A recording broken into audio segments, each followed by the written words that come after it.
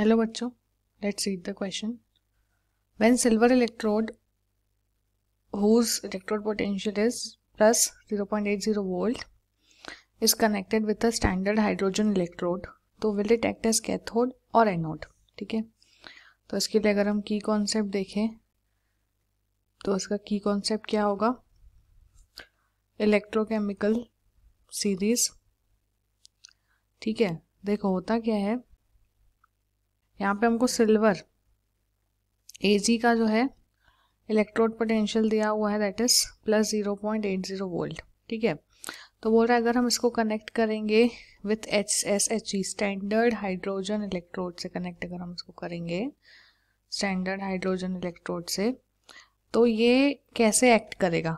Cathode के जैसा या एनोड के जैसा? तो देखो, अगर हम इलेक्ट्रोकेमिकल सीरीज में देखें तो हाइड्रोजन जो होता है, ये स्टैंडर्ड हाइड्रोजन इलेक्ट्रोड का जो पोटेंशियल होता है वो होता है 0. ठीक है, क्या? Standard reduction potential.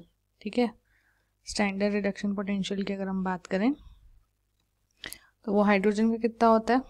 हाइड्रोजन जो होता है हमारा, वो इलेक्ट्रॉन एक्सेप्ट करता है, एक इलेक्ट्रॉन, और वो चेंज होता जाता है हाफ H2 में. तो उसके लिए हमारा जो SRP है, यानी कि स्टैंडर्ड रिडक्शन पोटेंशियल होता है 0, है ना. वहीं अगर सिल्वर की बात करें तो सिल्वर भी एक इलेक्ट्रॉन एक्सेप्ट करता है, रिड्यूस हो जाता है Ag में. ठीक है, और इसका जो रिडक्शन पोटेंशियल होता है वो होता है 0.80. ठीक है, पॉजिटिव में. इसका ये होता है, इसका इतना वोल्ट होता है. ठीक है, तो देखो, जिसका रिडक्शन पोटेंशियल जितना ज़्यादा, उसके रिडक्शन करने की कैपेसिटी उतनी ज़्यादा, है ना. रिड्यूस होने की कैपेसिटी उतनी ज़्यादा, यानी कि, और रिडक्शन कहाँ होता है हमारा? कैथोड पे, है ना. तो अगर हम इसका देखें, हाइड्रोजन का 0 है, सिल्वर का कितना है?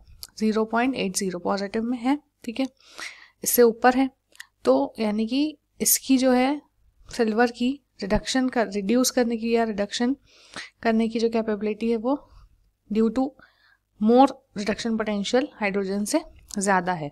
तो अगर हम इसको सिल्वर इलेक्ट्रोड को कनेक्ट करेंगे स्टैंडर्ड हाइड्रोजन इलेक्ट्रोड से, तो जो सिल्वर इलेक्ट्रोड है वो कैसे एक्ट करेगी? It will act as cathode, क्योंकि इसका जो रिडक्शन पोटेंशियल है वो हाइड्रोजन से या स्टैंडर्ड हाइड्रोजन इलेक्ट्रोड से ज़्यादा है ना. So it will